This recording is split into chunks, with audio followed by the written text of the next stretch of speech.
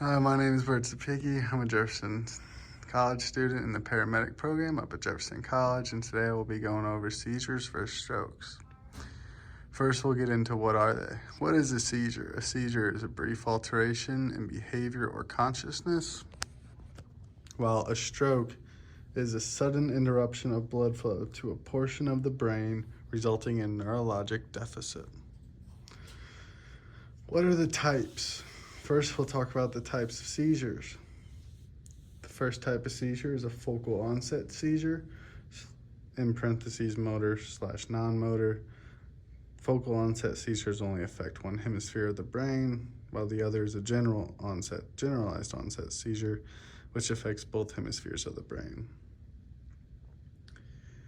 Generalized onset seizures also include absent seizures, myoclonic seizures, atonic seizures, and tonic-clonic seizures. Signs and symptoms of focal onset seizures are weakening, twitching, and stiffening. Those are the motor ones, and non-motor usually affects your senses like your taste, your smells, anything of that nature. Signs and symptoms of an absent seizure is like staring off, like they kind of just look off into the distance. Myoclonic is brief muscular contractions. Atonic is drop attacks, like they just drop to the floor all of a sudden. Tonic-clonic are stiffening and the jerking of muscles, which usually have high morbidity/mortality rates. Types of strokes and signs and symptoms of strokes. There's ischemic strokes, which in parentheses is cerebral thrombosis and cerebral embolism, and hemorrhagic strokes, which is intracerebral hemorrhage and subarachnoid hemorrhage. Thrombosis signs and symptoms include hemiparesis, hemiphagia on one side, numbness on one side, aphasia, agnosia, confusion, coma, convulsions, slurred speech, vertigo, facial droop to one side. The embolism signs and symptoms are also the same, but they are much faster than the thrombosis. Hemorrhagic strokes, signs and symptoms are different. They usually typically have a thunderclap headache, or which they present with the worst headache of their life. They have nausea, vomiting, deterioration of their mental status, decreased level of consciousness, loss of consciousness, seizure activity, hypertension, bradycardia, and respiratory depression. And if you didn't know, hypertension, bradycardia, and respiratory depression are all signs of the Cushing's triad. What are the causes of seizures and strokes? Seizures are caused by abnormal electrical activity of one or more groups of neurons in the brain. Common causes can include previous strokes, active strokes, brain damage, toxins, head trauma, hypoxia, hypoperfusion, hypoglycemia, infection, metabolic abnormalities, eclampsia, vascular disorders, or drug overdose.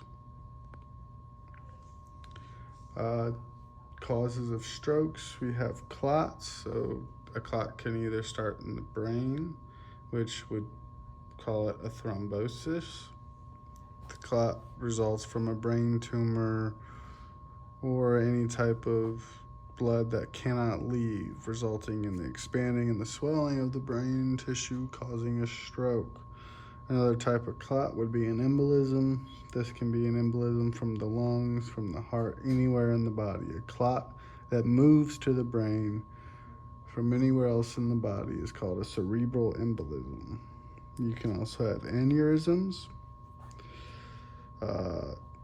arteriovenous malformations, and congenital anomalies. Aneurysms, arteriovenous malformations, and congenital anomalies are typically the causes of the hemorrhagic strokes.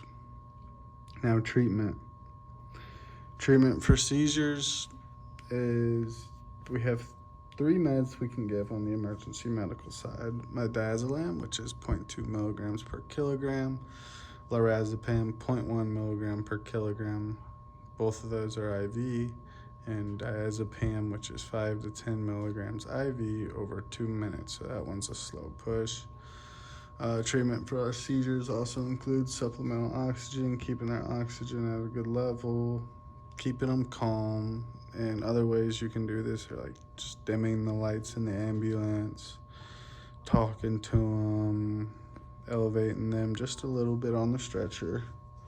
And treatment for strokes includes controlling their airway, breathing, and circulation, ensuring that their airway is adequate.